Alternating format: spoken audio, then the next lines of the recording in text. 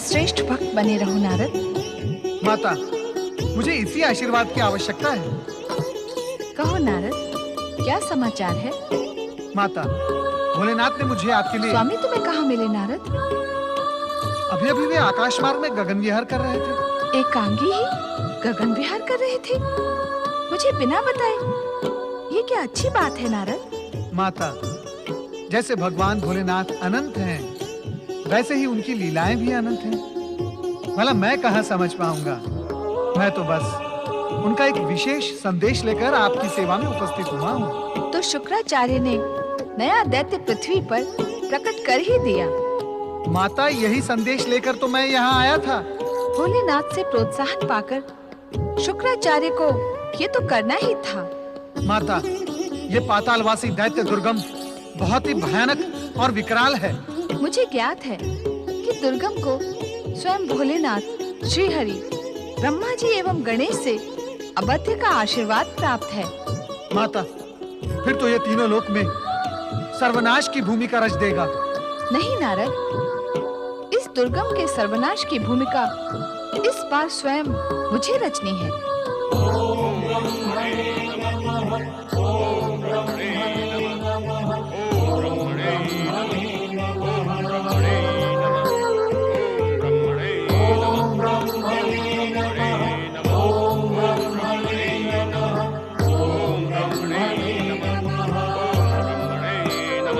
परमपिता, पातालवासी रूरू पुत्र दैत्य दुर्गम की दो नवीन भुजाओं का रहस्य खोले। परमपिता, परमपिता, जन कल्याण और लोकहित में कृपया आप अपनी ओजस्वी वाणी को स्वर दे। परमपिता, आज मनुष्य और देवताओं के समक्ष शक्तिशाली दुर्गम दैत्य की दो नवीन भुजाओं का रहस्य खोलना अति आवश्यक है। परमपिता नारद, दैत्यों के गुरु शुक्राचार्य ने देवताओं एवं मनुष्यों को पतित करने के उद्देश्य से नवीन षड्यंत्र रचा है।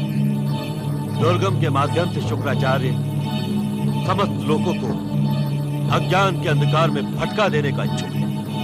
अज्ञान का अंधकार?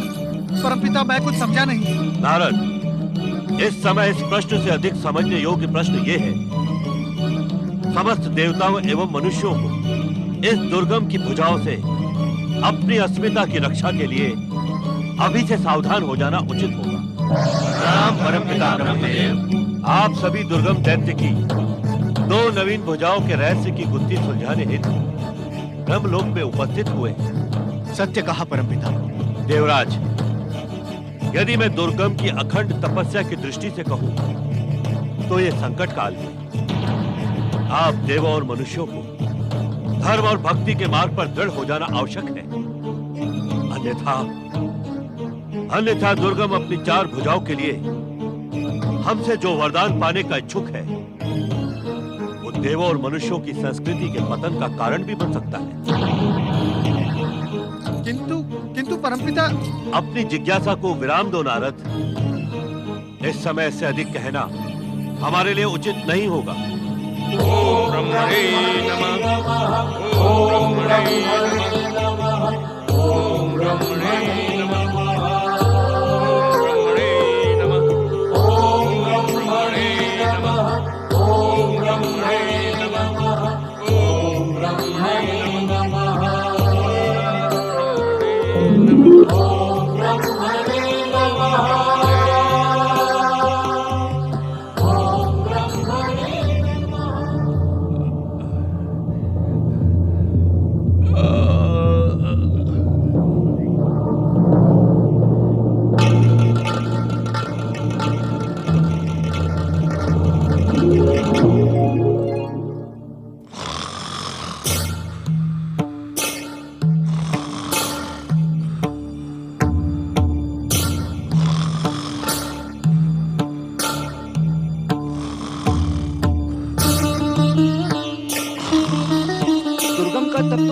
देवराज, आपको शत शत शुभकामनाएं। आहा, आप सभी को भी शत शत शुभकामनाएं।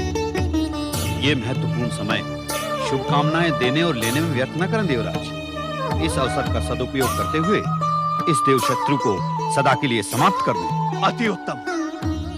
अति उत्तम विचार है अग्निदेव, अति उत्तम।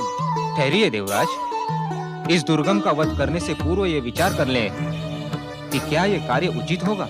पवन देव, कभी कभी आवश्यकता उचित या अनुचित का विचार करने का अवसर प्रदान नहीं करती। किंतु निद्रामग्न व्यक्ति का वध करने के लिए भविष्य हमें अवसरवादी और स्वार्थी होने का संबोधन नहीं देगा। भविष्य हमें वही संबोधन देगा जो हम कहलवाएंगे। भविष्य के संबोधन कहे नहीं, कहलवाए जाते हैं पवन देव। इसीलिए आप इस कार्य में बाधा उत्पन्न ना करें, क्योंकि ये कार्य समय अनुकूल, देव एवं मानव संस्कृति के पक्ष में है। हाँ देवराज, यदि शुक्राचार्य यहाँ आ पहुंचे तो हम ये महत्वपूर्ण अवसर भी खो देंगे। तब भविष्य हमें कभी क्षमा नहीं करेगा। अग्निदेव, आप तो कूटनीति में शुक्राचार्य के भी गुरु हैं। इसलिए देवराज, अग्नि एक विनम्र सेवक और क्रूर स्वामी होता है। ठीक कहा आपने। आइए चलें।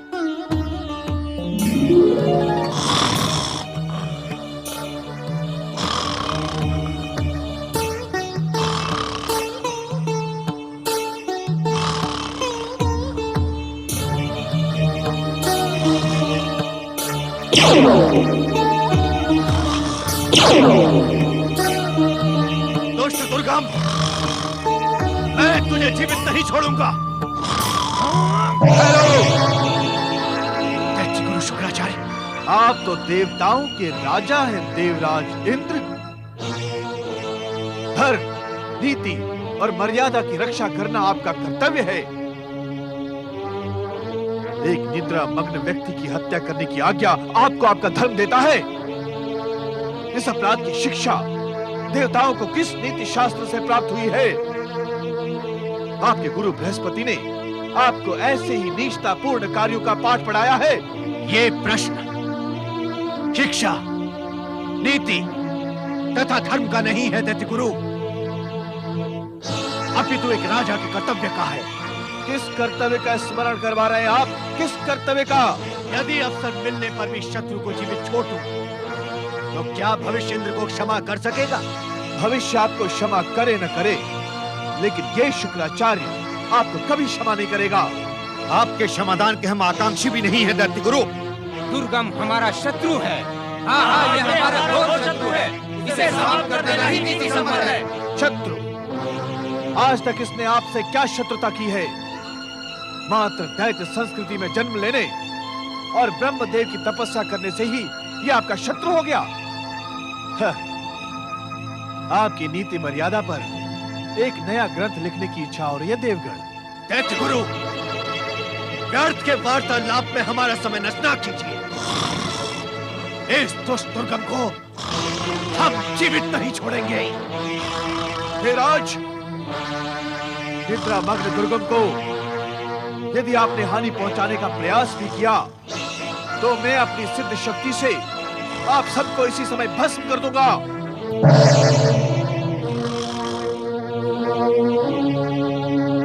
अपने भक्तों को नीति का पाठ पढ़ाओ। जगत पालक श्री हरि विष्णु। नारायण नारायण। श्री हरि, नारद का प्रणाम स्वीकार करें।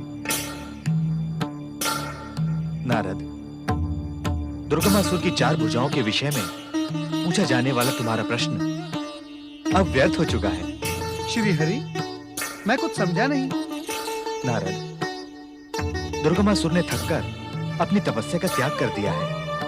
अब वो पुनः तुम्हारी तरह ही 2 भुजाधारी हो गया है। श्री हरि, ये तो शुभ समाचार है। समस्त जगत एक भयानक विपत्ति के सम्मुख जाने से बच गया। नारद, ये प्रसन्न होने का समय नहीं है। श्री हरि, दुर्गमासुर की तपस्या की समाप्ति ये प्रसन्न होने का ही तो विषय है। भले ही दुर्गमासुर ने थककर अपनी तपस्या का त्याग कर दिया हो, किंतु शुक्राचार्य की महत्वाकांक्षा थकने वाली नहीं है। वो पुनः उसमें तपस्या का उन्माद जगाकर दैत्य जाति के पुनरुत्थान का प्रयास करेगा। नारायण नारायण। तब तो मेरा प्रश्न व्यर्थ नहीं हुआ भक्तवत्सल।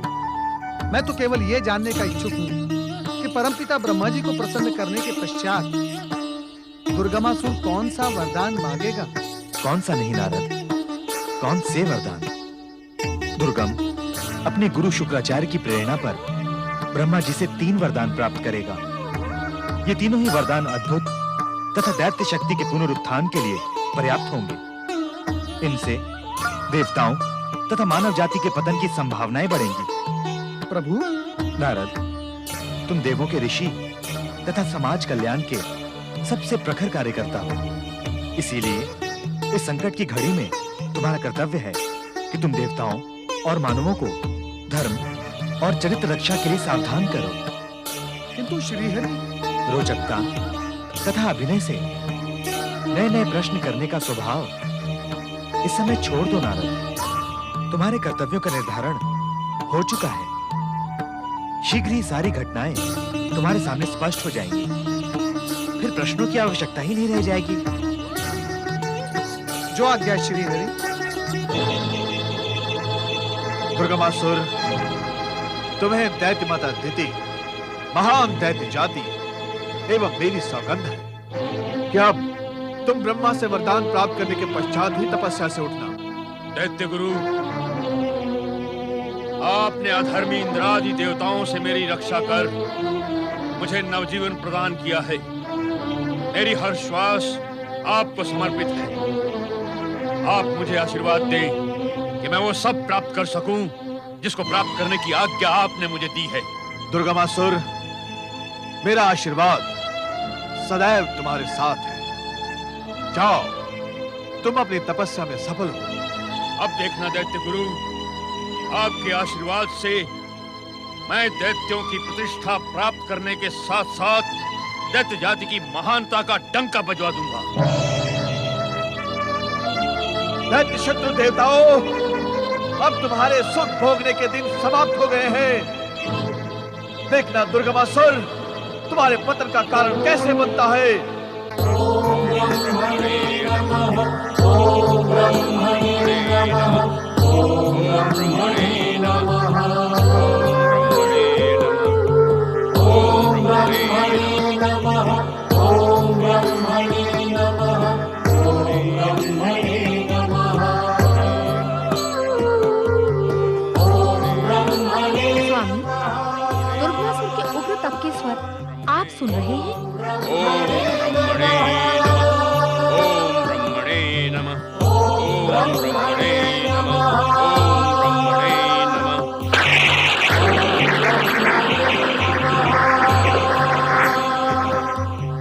ओम ब्रह्मणे नमः। ओम ब्रह्मणे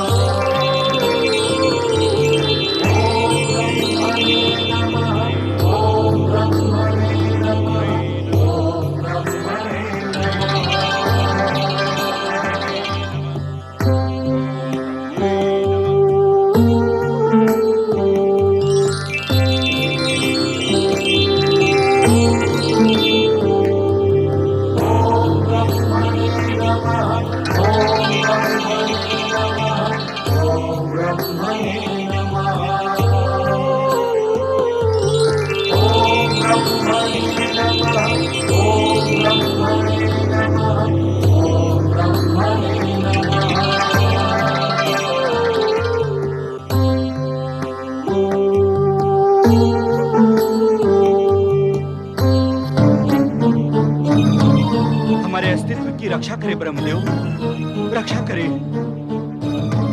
हम आपके सानिध्य में सुरक्षित हैं ब्रह्मदेव। दुर्गमासुर हमारी दुर्गति कर देगा। वेद मानवों के लिए धर्म और देवताओं की शक्ति है। हमारी रक्षा करें ब्रह्मदेव। ब्रह्मदेव, वेदों को पाकर दुर्गमासुर उसकी रहस्यमय शक्ति पर अधिकार कर समस्त ब्रह्मांड को अज्ञान के अंधकार पूर्ण वातावरण में रहने के लिए विवश कर देगा। हमारी रक्षा करें ब्रह्मदेव, हमारी रक्षा करें। ऋग्वेद, यजुर्वेद, सामवेद और अथर्ववेद, आप भयभीत न हो वेद ऋषियों। जो भी होगा वो भगवान शिव की इच्छा से ही होगा। आप निरंतर शिवाराधना करें, निश्चित रूप से आपका कल्याण होगा।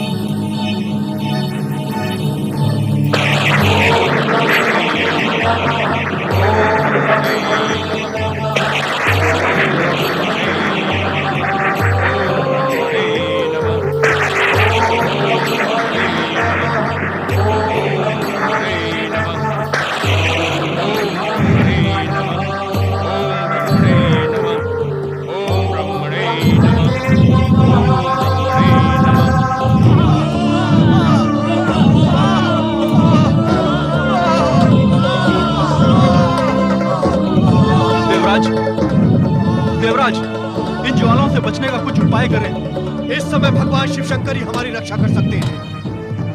हमें तुरंत उन्हीं के पास चलना होगा। ओम ब्रह्मणे नमः। ओम ब्रह्मणे नमः। ओम ब्रह्मणे नमः। ओम ब्रह्मणे नमः।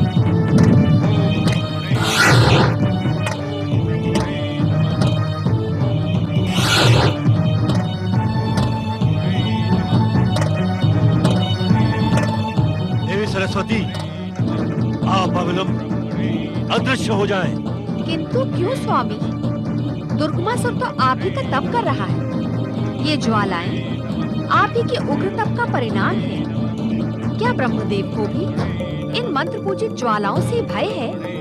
ज्ञान की देवी सरस्वती, ये समय बातों में व्यर्थ व्यतीत न करें। समय से पूर्व और शिवेच्छा के बिना हम दुर्गमासुर के हाथों में वेदों को नहीं सौंप सकते। आप शीघ्र अदृश्य हो जाइए। ओम ब्रह्मणे नमः। ओम ब्रह्मणे नमः। ओम ब्रह्मणे नमः। ओम ब्रह्मणे नमः।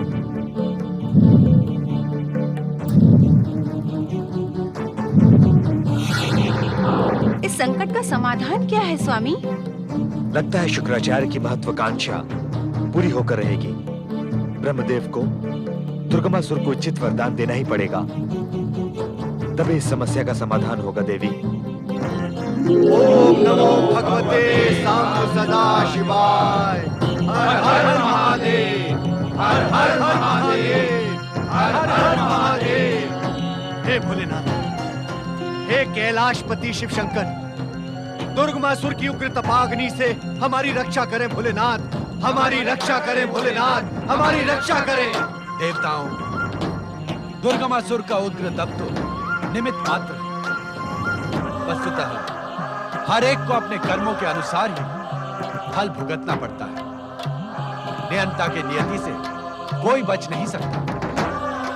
स्वामी, ये शुक्राचार्य को दिए गए आपके आश्वासन का परिणाम है। आज पहली बार उसकी महत्वाकांक्षा त्रैलोक्य को भस्म कर देने को उतावली हो रही है। अब आप शुक्राचार्य को आज्ञा दें कि दुर्गमासुर की तपस्या समाप्त करवा दें। तुम असुरों पर अन्याय कर रही हो देवी। क्यों स्वामी? अब जब दुर्गमासुर की तपस्या वरदान के निकट है, वरदान प्राप्त करने के साथ ही दैत्यों का पुनरुत्थान सुनिश्चित है, तब उसे समाप्त करने को कहना अन्याय नहीं होगा। भोलेनाथ, दुर्गमासुर की तपस्या से मैं धर्म संकट में पड़ गया हूँ। तपस्या से कैसा धर्म संकट ब्रह्मदेव? हे शिव शंकर, आप तो सर्वज्ञ हैं। दुर्गमासुर वरदान में चारों वेदों को मांगने की इच्छा रखकर ही तपस्या कर रहा है। अब उसे वेद देता हूँ तो धर्म संकट, अथवा उसे वरदान देने नहीं जाता हूँ तो धर्म संकट। यदि वेद असुर शक्ति के अधीन हो गए तो सारे संसार से ज्ञान का प्रकाश लुप्त हो जाएगा। ज्ञान, धर्म और सदाचार का नाश होगा और मनुष्यों का जीवन अंधकारमय हो जाएगा। इस संकट से उबारने के लिए मेरा मार्गदर्शन करें भोलेनाथ। दुर्गमासुर जो भी वरदान मांगेगा उसे आपको देना ही पड़ेगा ब्रह्मदेव। सृष्टि के नियमों से हम त्रिशक्तियां विमुख नहीं हो सकते।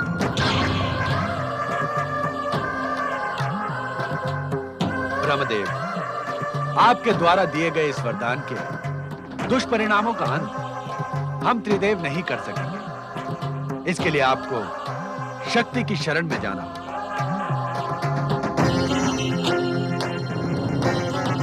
महादेवी, शिवाज्ञा के अनुसार मुझे दुर्गमासुर को उसका इच्छित वरदान देना ही होगा। निश्चित इस वरदान की शक्ति से दुर्गमासुर की आसुरी शक्ति सारे संसार को भस्म करने का दुस्साहस करेगी।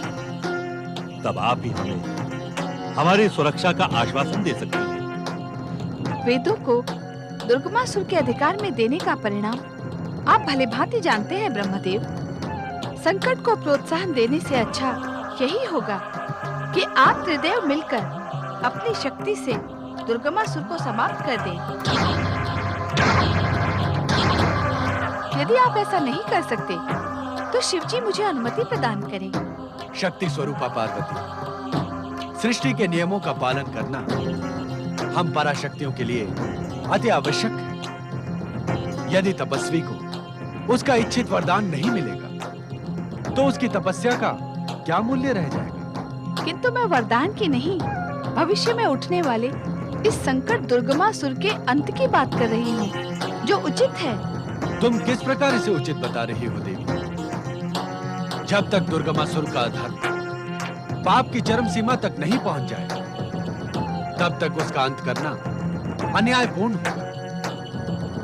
इस समय दुर्गमासुर एक तपस्वी का कर्तव्य निभाकर पुण्य संचय कर रहा है।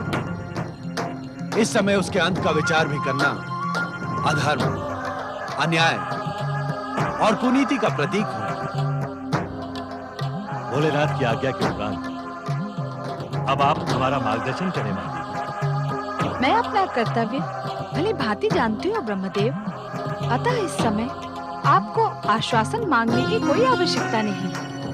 समय आने पर मैं अपने कर्तव्य का पालन अवश्य करूंगी।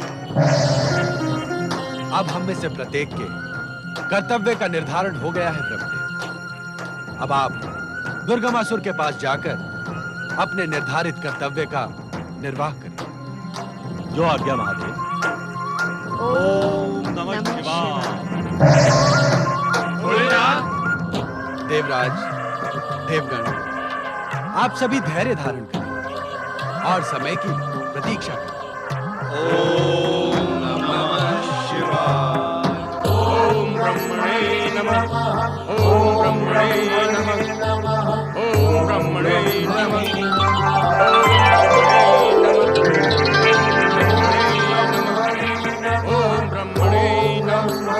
तपस्वी दुर्गम, हम तुम्हारी तपस्या से प्रसन्न हुए। अपना इच्छित वरदान मांग लो। ओम ब्रह्मणे नमः। अपने उग्र तपाग्नि को शांत करो तपस्वी। ओम ब्रह्मणे नमः। ध्रुवपुत्र दुर्गम, अपनी तपाग्नि शांत करो और अपनी इच्छा का उल्लेख करो। तुम्हारे इस उग्र तप का उद्देश्य क्या है दुर्गम? यदि तुम ये ज्वालाएं उत्पन्न न करके शांतिपूर्ण तपस्या करते, तब भी हम तुम्हें वरदान देने अवश्य आते। मैं अपने आप को अपने पूर्वजों से अधिक शक्तिशाली सिद्ध करने का इच्छुक हूँ ब्रह्मदेव, इसलिए आप मुझे अधिक से अधिक शक्ति प्रदान करें। अन्य क्या इच्छा है तुम्हारी? पहले आप मुझे ये वचन दें ब्रह्मदेव कि मैं जो भी वरदान मांगूंगा आप देंगे। मेरी उपस्थिति ही वचन है। ब्रह्मवाक्य अटल होते। ब्रह्मदेव, मुझे आपसे मात्र 2 वरदान प्राप्त करने की अभिलाषा है। मैं तुम्हारी 3 अभिलाषाएं पूर्ण कर सकता हूँ, किंतु तुम मुझसे वरदान में वेद न मांगो। नहीं ब्रह्मदेव, वेदों को प्राप्त करना दुर्गमासुर की उग्र तपस्या का उद्देश्य है। जिस प्रकार ब्रह्मवाक्य अटल होते हैं, उसी प्रकार अपने दैत्य गुरु शुक्राचार्य को दिया दुर्गम का वचन भी अटल है। वेदों को प्राप्त करने के लिए ही दैत्य गुरु ने मुझे तपस्या का आदेश दिया है। दुर्गम, चारों वेद तो ज्ञान का संग्रह है। तुम इन्हें लेकर क्या करोगे? ये मैं नहीं जानता, किंतु वेदों को प्राप्त करना मेरा पहला वरदान है। और दूसरा कि आप त्रिदेव में से कोई भी मेरा वध न कर सके। और तीसरा वरदान आप अपनी इच्छा से दें, क्योंकि आप ही ने कहा था कि ब्रह्मवाक्य अटल होते हैं। दुर्गम, मैं तुम्हें सहस्त्रों दैत्यों की अतुलित शक्ति तथा इच्छा अनुसार अनेक रूप धारण करने की सिद्धि प्रदान करता हूं, किंतु तुम वेदों को प्राप्त करने का हठ छोड़ दो। यदि आप मुझे वेद प्रदान नहीं करते तो मैं पुनः अपनी तपोशक्ति से ज्वालाएं उत्पन्न कर संपूर्ण विश्व के साथ साथ स्वयं को भी भस्म कर लूंगा। लेकिन वेद प्राप्त करके ही रहूंगा। ओम ब्रह्मणे नमः, ओम ब्रह्मणे नमः, ओम ब्रह्मणे नमः, ओम ब्रह्मणे नमः, ओम ब्रह्मणे नमः। शांत हो जाओ दुर्गम, ओम। और अपना इच्छित वरदान भी प्राप्त करो।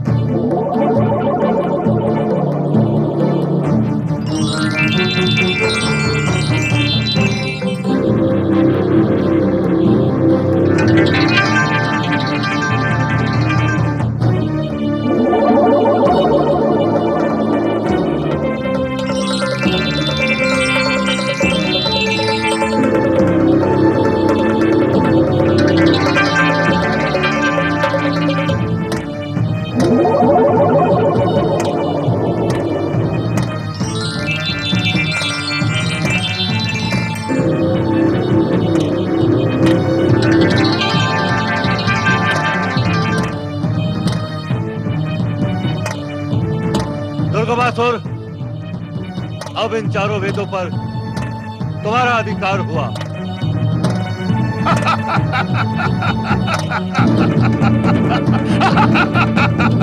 हमारी रक्षा करें ब्रह्मदेव। हमें इस दुष्ट दानव को ना दे ब्रह्मदेव। हम आपके शरणागत हैं ब्रह्मदेव। शरणागतों की रक्षा आप त्रिशक्ति ही कर सकते हैं ब्रह्मदेव। इस समय हम विवश हैं वेद ऋषियों। नियंता तथा शिवेच्छा भी यही है। किंतु शीघ्र ही आप लोगों का उद्धार होगा।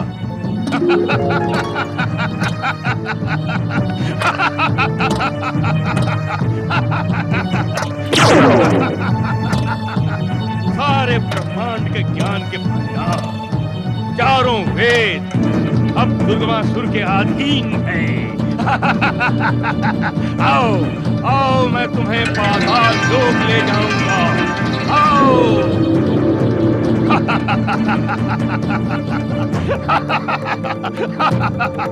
आओ।